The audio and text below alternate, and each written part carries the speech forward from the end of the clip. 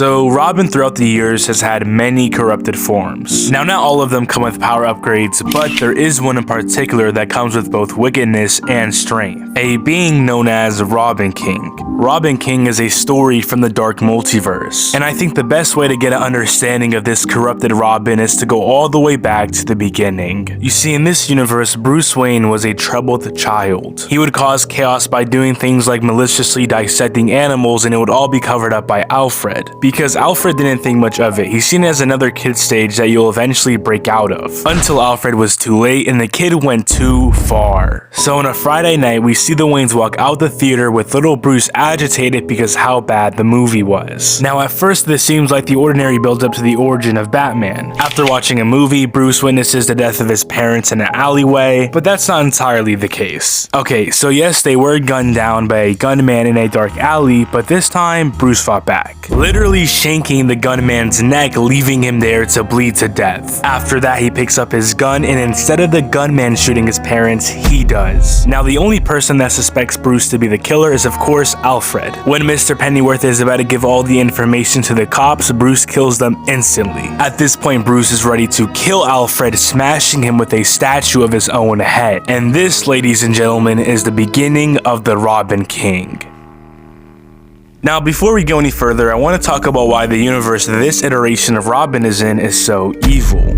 Okay, so this is all because this world was placed in the Dark Multiverse. To put it in perspective, the Dark Multiverse is the opposite of the main multiverse. The point of its creation was to play a cosmic role by being a place where you make stories for the main. So regular Superman, regular Batman, regular Justice League all were created in the Dark Multiverse and then were placed in the main one. And if you're wondering how this relates to Robin King's world being evil, that's because when these universes are being made, there's a possibility that they turn out corrupted. For some direct insight upon what happens, a being named World Forger forges all these stories. And if one were to ever come out bad, the Bat God Barbados was meant to destroy them. Only issue is, Barbados didn't really like this. He himself was a dark dragon. So he decided to kill the World Forger, take all the bad stories, and keep them in the dark for himself. This is why the worlds in the dark are described as worlds that shouldn't exist. This is why in Dark Knight's Metal we've seen so many evil Batman from the surviving bad worlds. And one of the many that survived was Robin King's.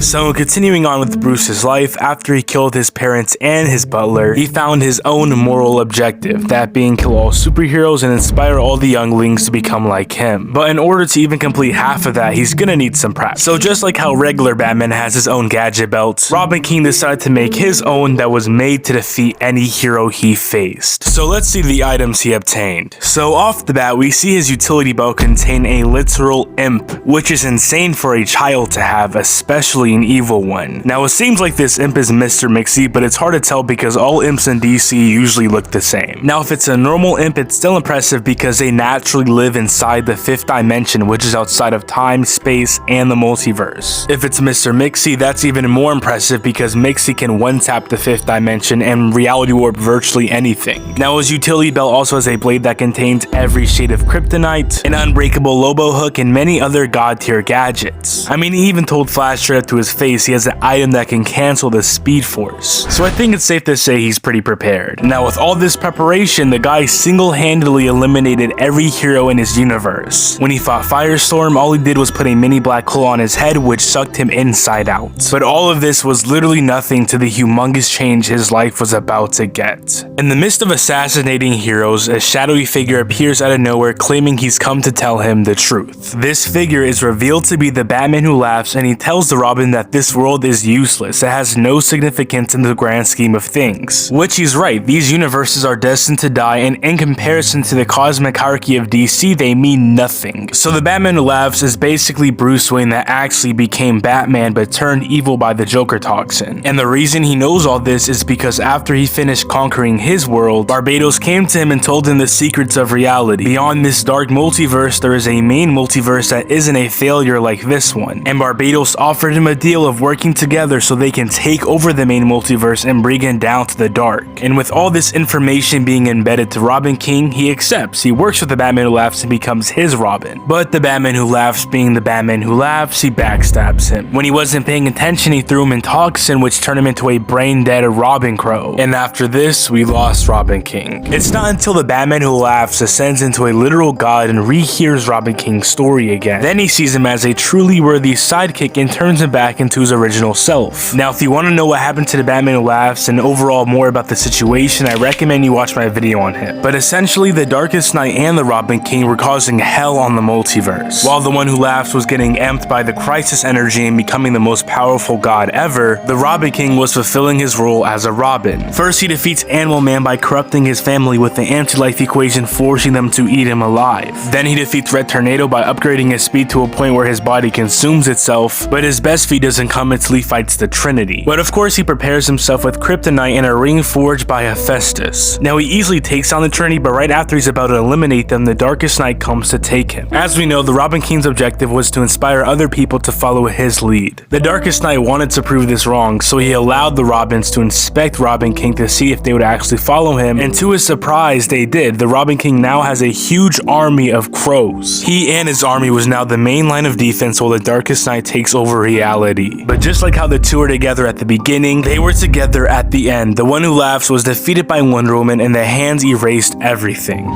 The Hands remade the multiverse and made sure this time that no failed stories like the Robin King can come back to corrupt it again.